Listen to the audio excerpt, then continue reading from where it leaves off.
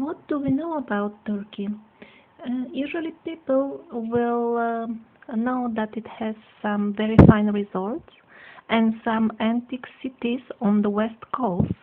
And no wonder that's the place where most of the tourists go. Those who take interest in history may know about a few powerful empires that existed on the territory of current Turkey, the most famous of which are the Hittites, mentioned even by Egyptian pharaohs as equals to them and their brothers. Practically, the whole known antique world was divided between these three very powerful ancient empires, the Assyrians, the Hittites, and the Egyptians. The empire of the Hittites flourished some 3,000 years ago, about 3,000 years ago.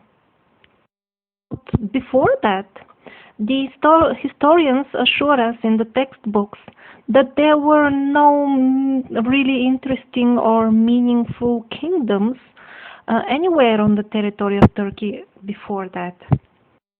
Andrei Sklarov, the Russian researcher and leader of our expedition, tells us that they went to Turkey in a completely different way, so to say, than their visits to the other countries.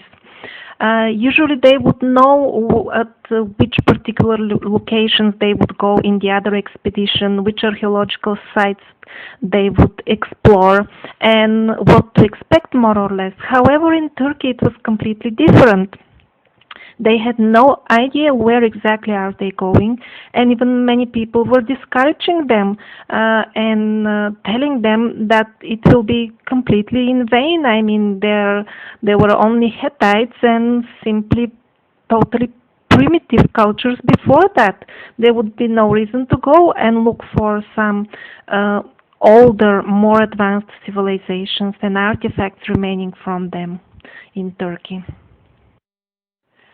But Turkey was such a big and good surprise for their research. They went in a famous temple that supposedly was built by the Hittites, and immediately they found traces of ancient stone saws, marks of those saws on stones.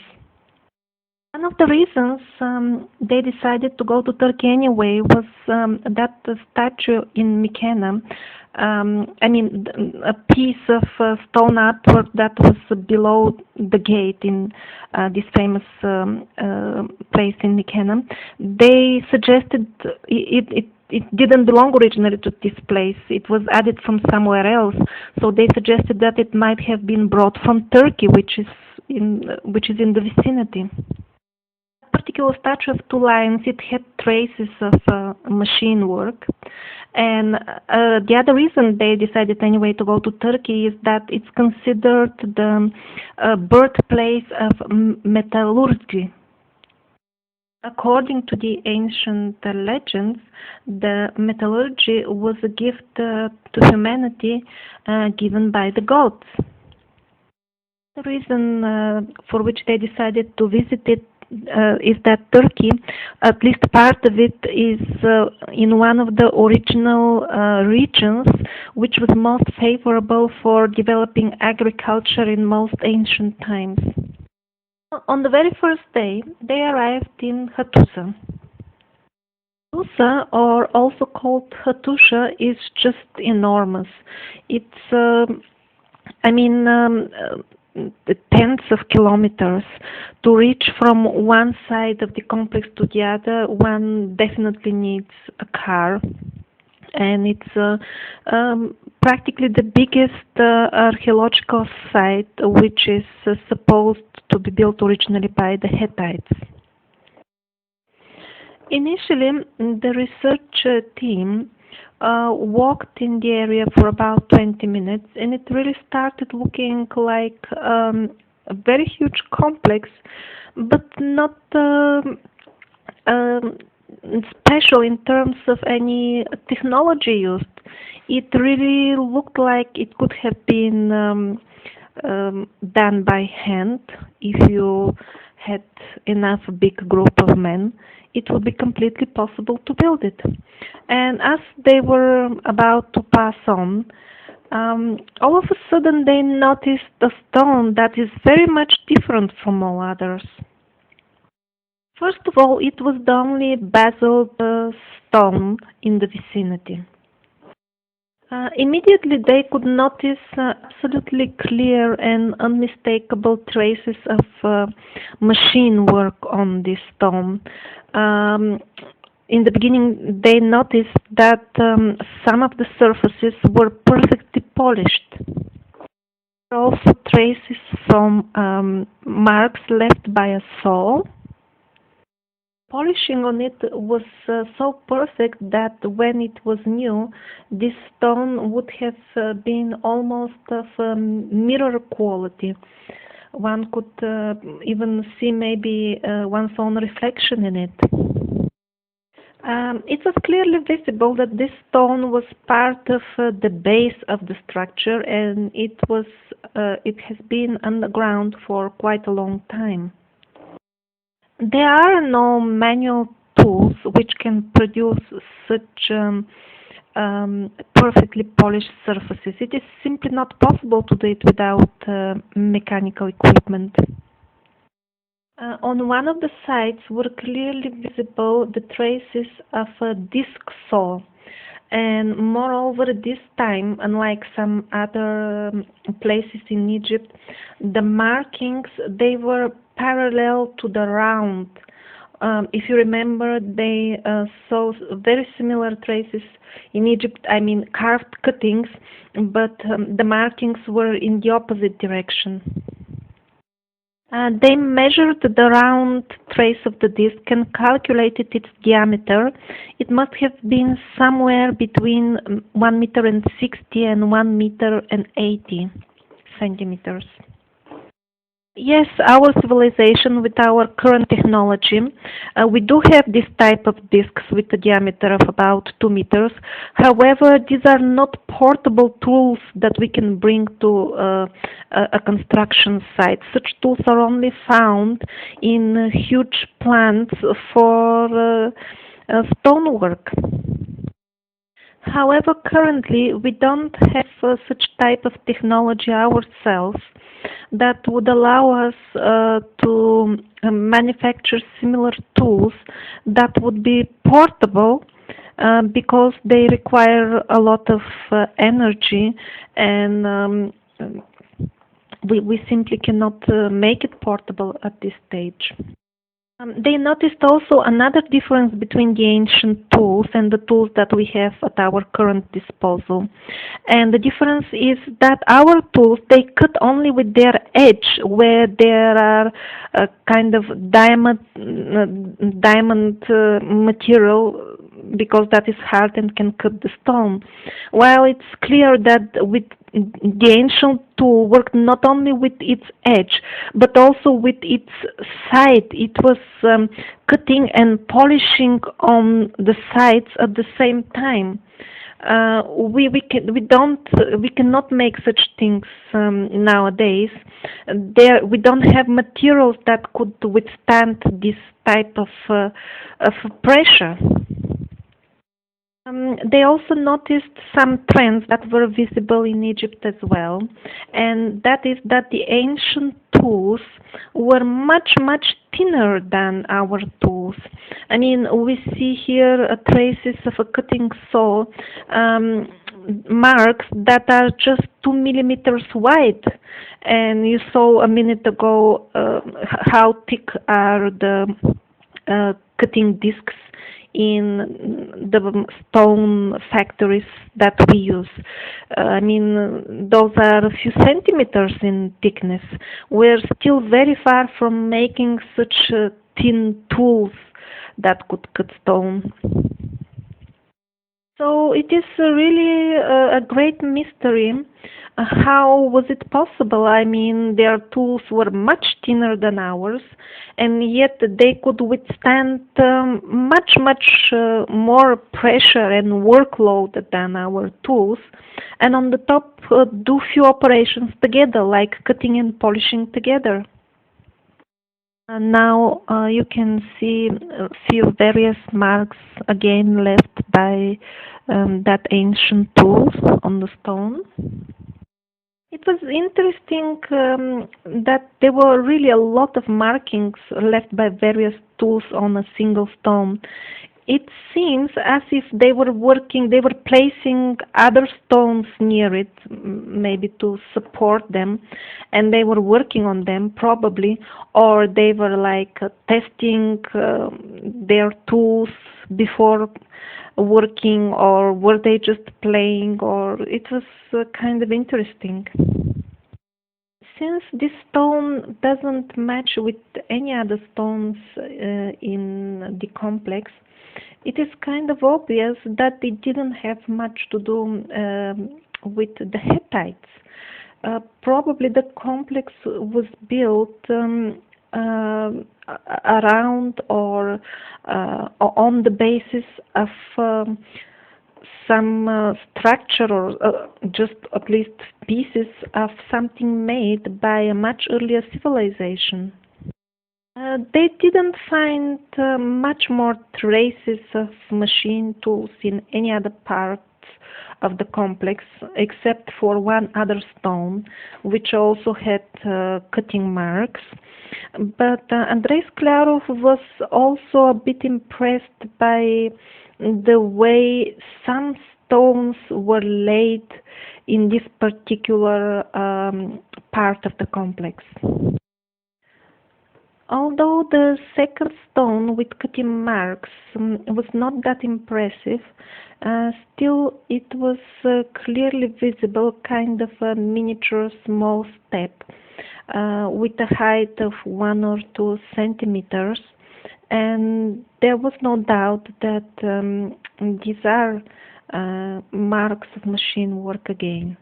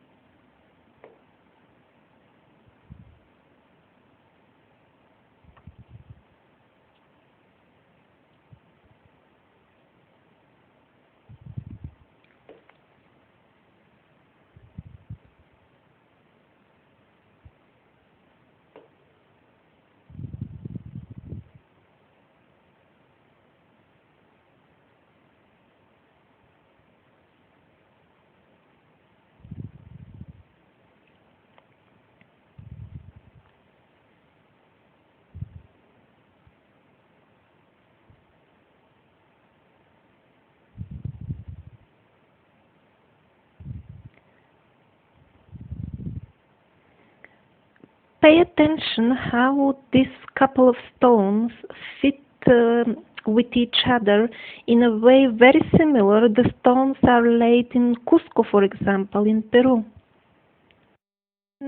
It's a very difficult to make fitting because the surface between the two blocks is really a three-dimensional surface, and they perfectly fit with each other all along this curved surface. This is very difficult to make actually.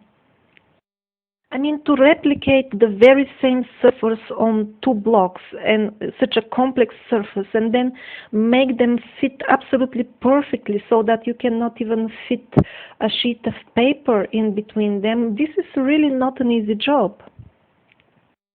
All around there were happy groups of tourists, and their guide was telling them how the Hittites made these stones. And yet, if you look in between a few particular stones, you will see perfectly polished surfaces, an effect which is impossible to achieve with primitive tools, the ones that the Hittites had on their disposal. We see another basalt stone actually, which the interested tourists have polished with their own hands by touching him all the time. This is not a machine work. This is really done by hand, by caressing it for many, many years. And even the archaeologists decided that this is one of the central artifacts of the full complex and placed it on a prominent place in in the layout of the complex as they restore it. Actually, the very first stone, the one that had lots of various traces of various tools on it, it's also located in a very central place of the complex. Probably that was like the altar place. There is a hypothesis. What about if the Hittites, they brought it from somewhere and actually worshipped it, because they also noticed that these were achievements of stonework that they cannot do, and they knew that this was a heritage from the gods which were inhabiting our earth in ancient times, and that's why they made it an object of worship, like memorabilia from the gods. Now on to the next interesting stone. It had kind of repair on it in a very strange way, as if it was melted down and some other piece of stone was added to it, or I mean, it really didn't make much sense how it happened after all. Additional piece had traces of stone cutting, technologically advanced stuff. We don't even know if this is like a recent addition or is it since ancient times. It's really hard to say. Very unusual artifact to study. The full team really spent a long time looking and guessing what this could be.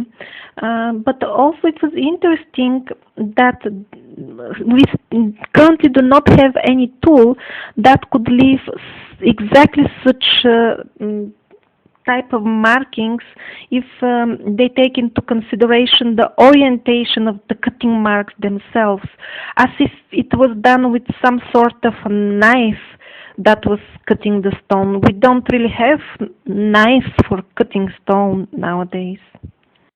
So it seems that after all, the legends are much better corresponding to the reality what we can see on the ground, because according to the legends, the town of Hattusha existed much before the Hittites settled in this area. Actually, the Hittites used it for some time. They were not the original creators, as the historians tell us. And yes, here when we go ourselves, we can see that there are definitely a couple of traces of usage of technologically advanced instruments to work with the stones. And we can definitely say that this was not done by the Hittites. They did not have electric saws or anything of that sort at all. And now let's get on to the next very interesting and again unusual archaeological site, that is Alatçı. If one watches any sort of a documentary on Alatçı, usually they would show the gate with the Sphinx, and that would be kind of impressive, and that's how it ends basically. They don't show much more of it. But when the research group actually entered those famous gates with the pair of sphinx on both sides, and right after that, when they had a look at the megalithic structure that was facing the complex, I mean the wall that was behind the sphinx, the sphinxes and was facing the complex itself, the full team was actually they were absolutely amazed and shocked. They wouldn't expect even to find such a thing at all. What they saw was exactly the way the stones were laid next to each other was precisely the way it was done in Peru, in the various megalithic structures like the ones found in Cusco and other places. Parallel with the Peruvian way of constructing walls was just to unimaginable degree. Not only it was all the stones had the same absolutely regular shape, but moreover they were their front surface was dealt with in absolutely same way. You can see like the small channels, kind of channels inside on around each stone, and moreover even the size of the stones used in both places is absolutely the same. We can conclude that it is absolutely the same style, absolutely the same size, absolutely the same looks, and one of them is in Alacıhuyuk in Turkey, and the other one is in Cusco in Peru. And at some places where the frequent earthquakes have moved some of the stones a bit on the side, again we can notice that in Turkey as well, the stones fit perfectly with each other, not only on the face of the wall, but all the way in on this intricate surface, the three-dimensional surface between them. And back to the Hittite story, this particular wall has nothing to do with the building style of the Hittites. I mean, the Hittites were building using mortar and soft stone, very small, uneven pieces of stone. Basically, the structures that surely belong to the Hittites, and it is well researched, and it is confirmed that they were indeed built by the Hittites. They look completely different. Those are really primitive buildings that a big group of men could easily put together without much building knowledge, basically. Any logic to imagine that all of a sudden the Hittite builders, stonemasons, they learned how to do this complex and very difficult work of matching complex surfaces of stone and started doing it with very, very hard basalt stones. It doesn't fit any logic at all. One thing that we can notice that is within some of the Hittite buildings, we can see individual stones used within the Hittite structure, but as if out of place. If we examine them carefully, we can see that once upon a time they were part of like Cusco-like building style walls. However, they were not on their original places, and they were only used as a building material by the Hittites. Judging from the looks of some complexes that are not yet restored by the archaeologists, it seems that these pieces of very ancient structures, they have been laying around already in total disarray, scattered together without without any order. And it seems that they were laying around in that way when the Hittites were building their structures as well. So it seems that Hittites found something that was already ruins. Most likely the Hittites knew that these were remains from the times of the gods, or if they didn't know, they would interpret it in that way, because they could obviously see that such type of construction is far beyond their own capabilities. That is why we see very old stones placed chaotically in various ways, on various places within the walls of the Hittite buildings.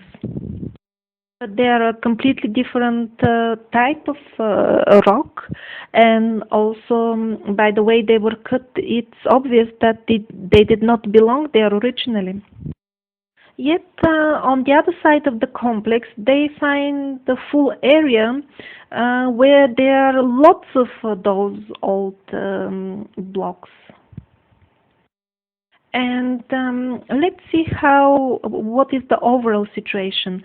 There is a kind of a small miniature valley and on one side of the valley is that well-preserved wall that looks like a Peruvian work, and on the opposite side of the valley there are remains of this maybe a small uh, building made of these stones. After careful examination, they noticed that as if the stones were thrown away from one center, as if there was a huge explosion at one point that destroyed these structures and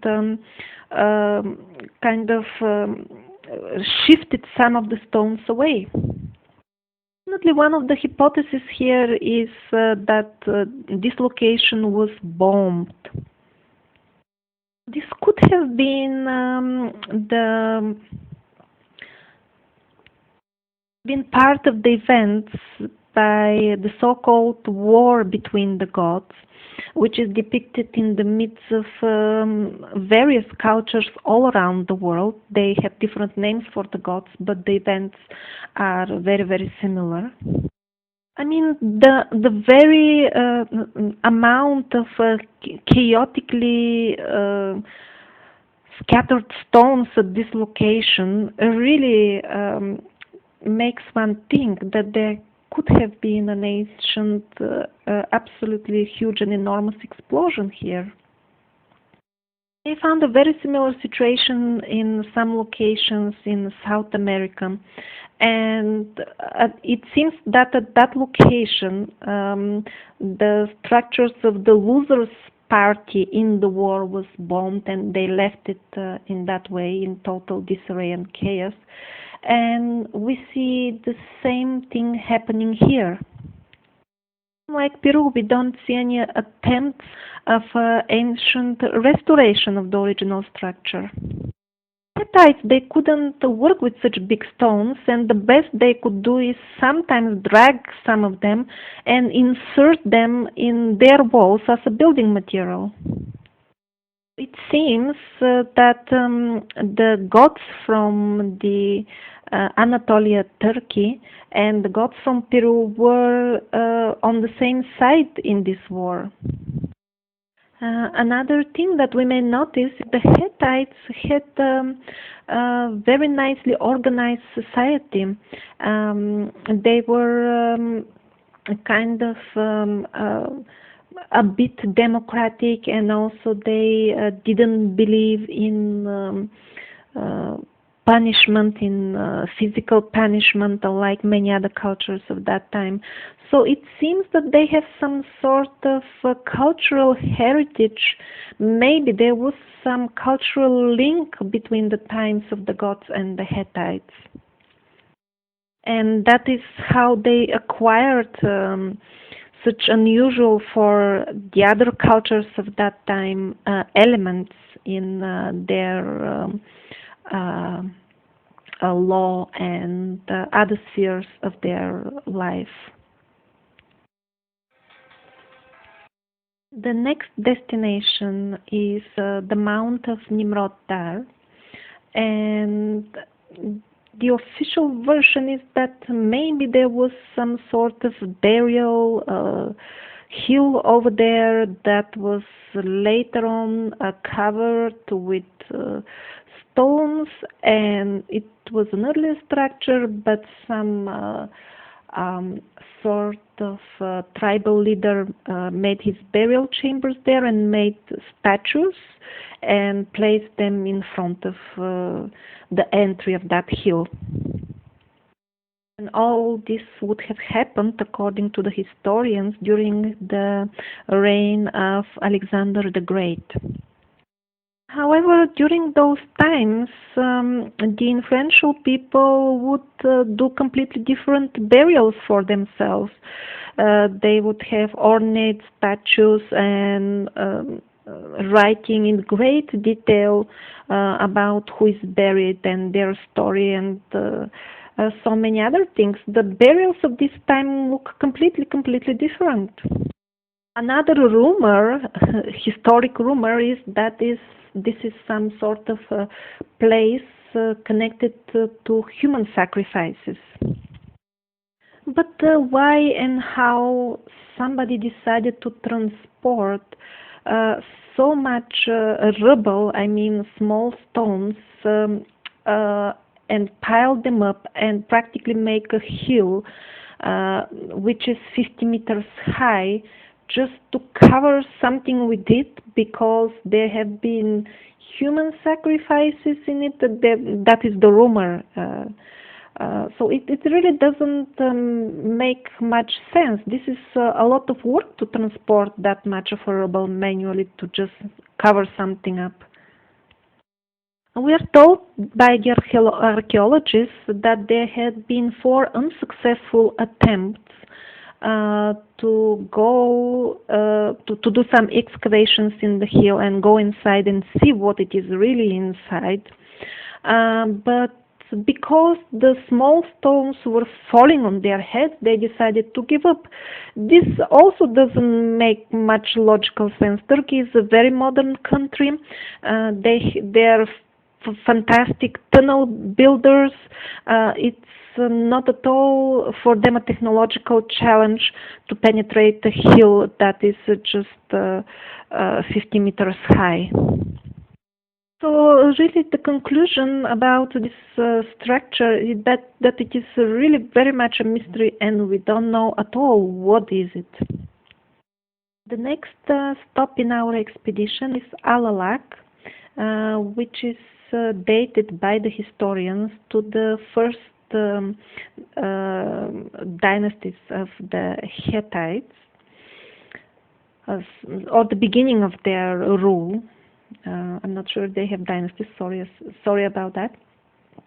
And although it has never been a capital or anything like that, it seems to be quite a big complex. And the reason given for that is that it's near the border with Syria, which was an important power at that time. Sorry.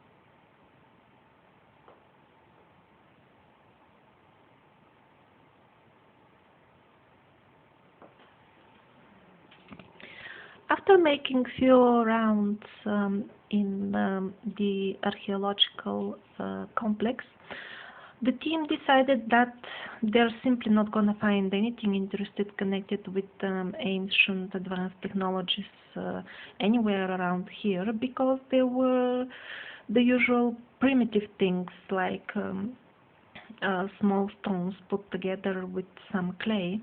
But then things changed. Their guide, local guide, told them, "Come, I will show you a stone." So they decided to follow him and to see what is the stone he wants to show them, and it was absolutely amazing. First of all, they really made sure that this is really an old stone and is not some recent addition or some place where the archaeologists nowadays are, I don't know, testing their tools or something like that.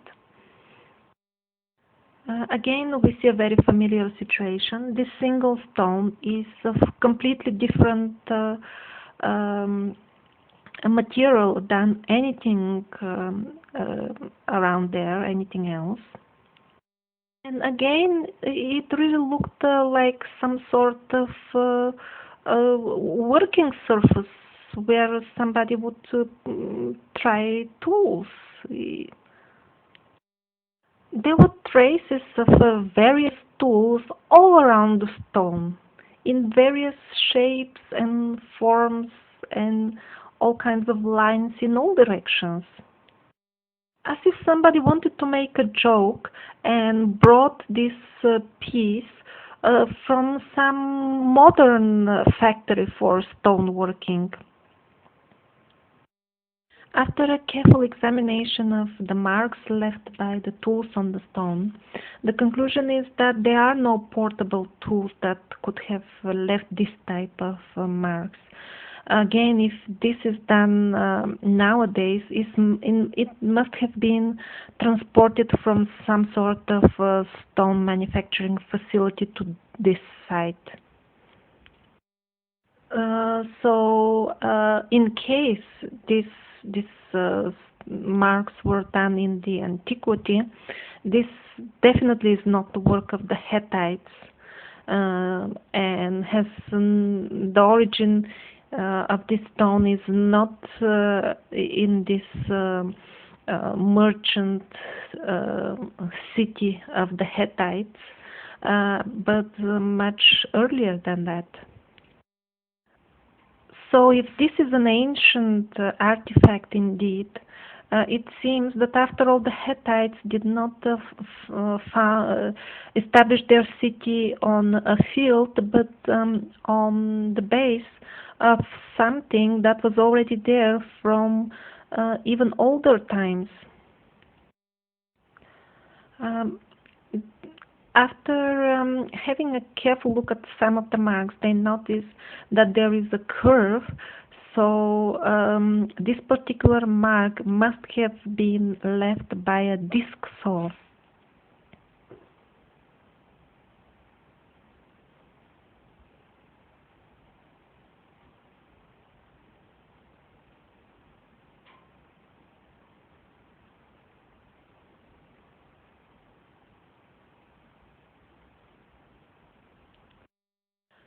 Then a guide comes and tells them, "Why are you so interested with this stone? This is a modern stone. This is not an old stone." So the local archaeologists, which were showing them around and told them that this is a new stone, he kind of seemed not very pleased with the fact that some foreigners come and immediately find this, and why are they looking exactly at this stone, as if the Russian group was not supposed to look at this stone for some reason. After that, this archaeologist who told them that this is a new stone, after that he said that he was joking, and he said that this is actually an old stone, it's not new, but the cuttings were made in recent days so that they can take some samples away from this particular stone. But if this was the truth, then the question arises, what kind of tools did they use here on the spot to make these marks? We don't have such tools nowadays. I mean, we don't have portable tools that could leave such markings. Such markings could be left only by machinery found in the factory. Also, this version seems to be questionable because, I mean, what kind of samples were they taking? Just to look at the cuts, it didn't seem as they were cutting something small away. The version of the local archaeologist is really doesn't make sense from any side. If somebody wanted to take a sample from this block, they would just take a hammer and a chisel and take a small part of it. That's the easiest way to do it, and not bring some absolutely super fantastic, super modern equipment that doesn't exist anyway. And one more reason that this is absolutely a hilarious idea is that. I mean, what would they need a sample from? It's a basalt stone. What will it test it for? There are basalts everywhere. Why would they do that? It simply doesn't make any sense. Let's assume that they wanted to test this particular stone, not because it's a basalt. But why would this particular stone be interesting unless there were cuts on it before? Anyway, if it was a ordinary rock before that, why would they want to test it? It really doesn't make sense. So this mysterious piece of rock, this stone really doesn't match its surroundings. The Hittite complex around it fully matches what we read in the history book in terms of how it has been made, what kind of tools the Hittites had at their disposal. Everything matches perfectly with the history of the textbooks, except this particular stone. The most likely scenario, according to the Russian group, is like this. The excavations on this particular archaeological site are only since 2 years. There had been 2 seasons with two different archaeological groups. So the first one found it and couldn't make any sense of it, so just put it on the side and didn't do anything with it because it didn't match with with anything around. And then when the second group came, they didn't know anything about it and decided that it is cut in this way because the first group must have been taking some samples from it, right? And that's how nobody knows actually anything about it.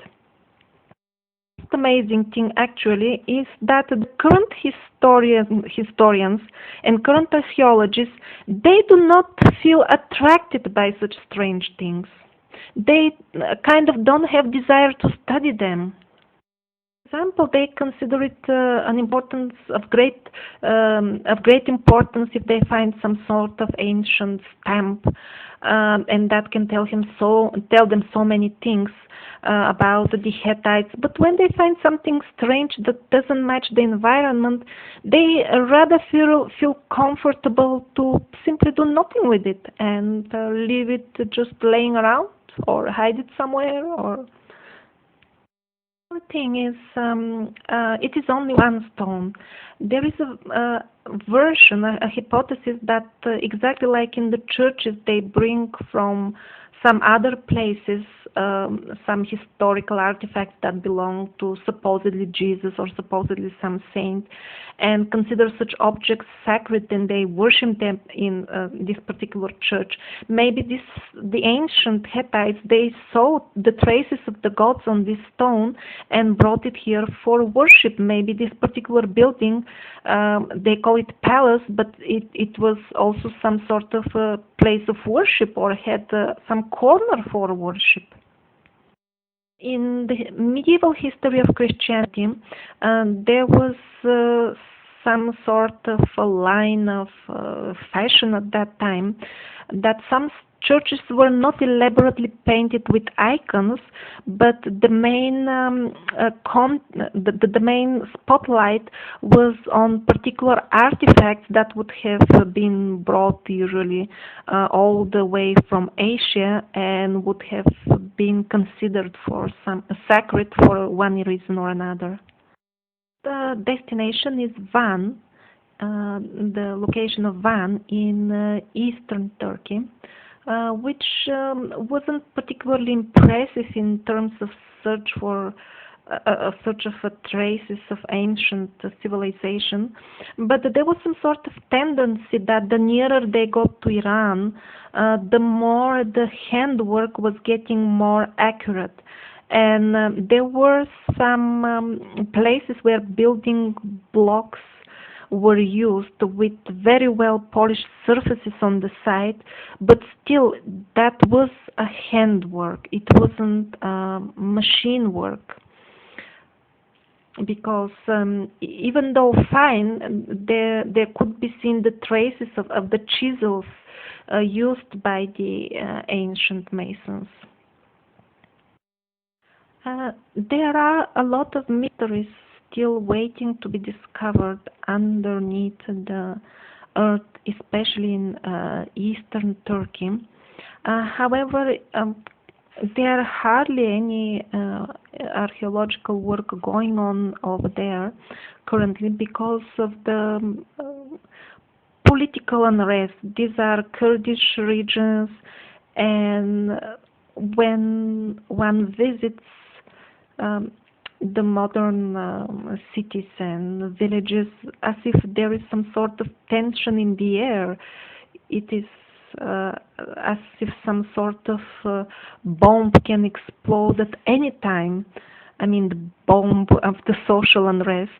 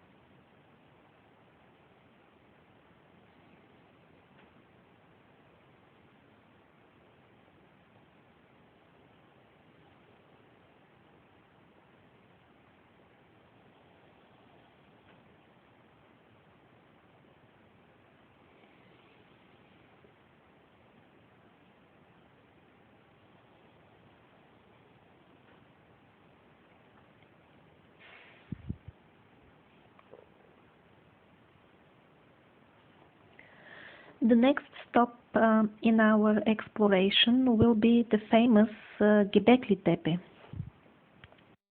It is a very interesting archaeological site, and it is the only one still which the official, so to say, archaeology accepts to date at about 10,000 years ago.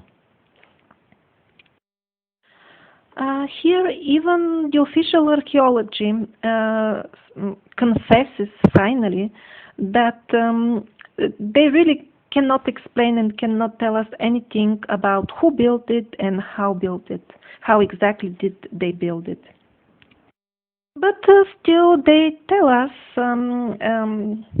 the archaeologists, you will see even in a few seconds a picture that they have made, how some primitive tribes that were apparently gathering different berries and fruits from the forest around, and were also hunters. All of a sudden, they started building these things. And they erected this huge monumental complex, although they had absolutely no knowledge of stone masonry or anything like that at all. They didn't have any tools for stoneworking, but one day they just decided to do it. And not only they decided, but they also did it quite well.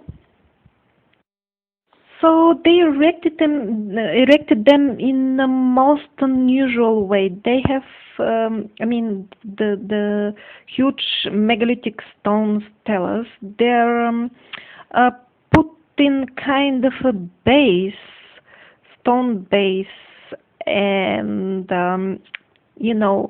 holes were made uh, so that they can kind of put them in the holes. Another interesting detail is that the ornaments that are carved on these stelas are very much in the style that we currently see in, not currently, but we see on the ancient structures of Peru and Bolivia. Ornaments are practically the same. The strange things don't end here. Um, we see various animals depicted with actually quite good detail on the stelas, and there are animals like ostriches and few others that are not typical for the local animals that would live in this region of Turkey at those times. How did the people who built Göbekli Tepe know about these animals, and not only know about them, but as if they saw them in the front of their eyes when they were carving them? The details are so well done.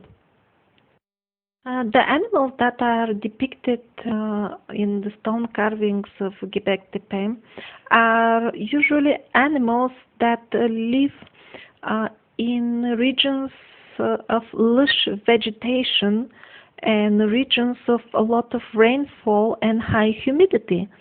And the climate of Turkey is, in this region and in general, is actually quite dry. It doesn't support the ecosystem needed for this type of animal life. It's a strange animal that looks either like a dinosaur or maybe like the extinct dodo bird.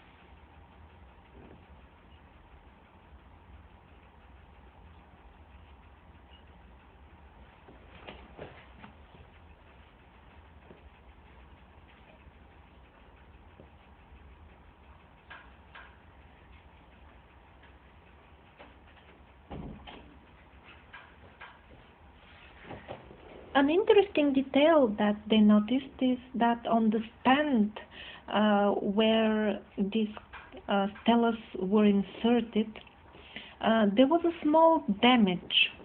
and you can see the pattern of whatever dinosaurs or these dodo birds. This pattern is going on the damaged surface.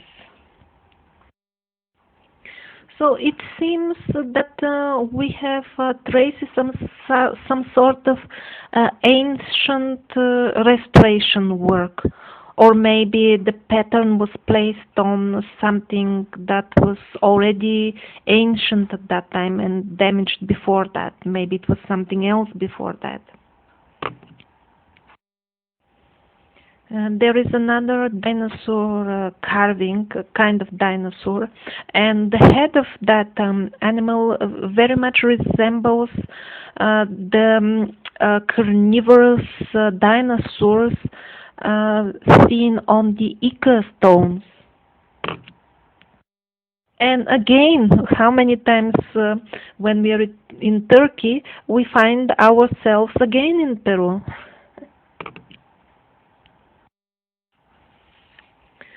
So what was this place actually?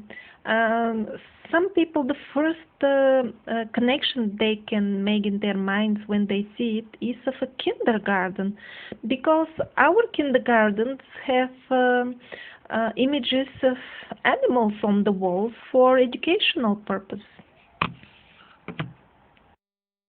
Other people associate it with a genetic laboratory for designing various animals.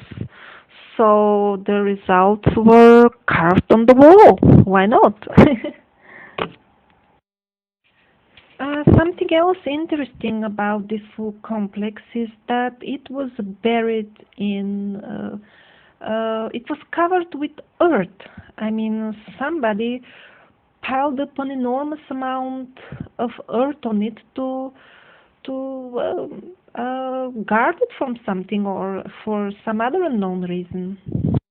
We have, for example, in Mexico, in Teotihuacan, it was also buried.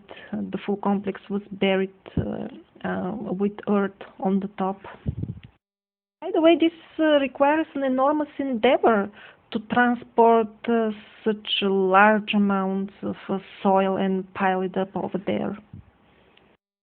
So what if it wasn't the people who covered it up with earth? What if that was done by the currents of the flood, of the famous flood that happened around, 12,000 years ago. I mean, in this case, even the official historians date this monument at about that time. Also, we read in the historic records that it was the complex was covered with sand. However, when the team arrived on the spot, they quickly found out that it wasn't sand at all. It was a mixture of clay and all kinds of stones and all kinds of things inside, actually. And this mixture that covered the full complex. It perfectly matches what would have been carried to this location by gigantic flood, very strong flood current. That's exactly what this type of currents drag and deposit. Moreover, these stones tell us they were also carried away by this flood, probably, because they were not standing. Even the ones that are standing today for display, they're doing that with the help of recent supports. Because the location of the complex is in reality between two hills, when this violent current passed by dragging all that material with it, the deposits were enough to completely cover the complex that was situated in the dell between the two hills.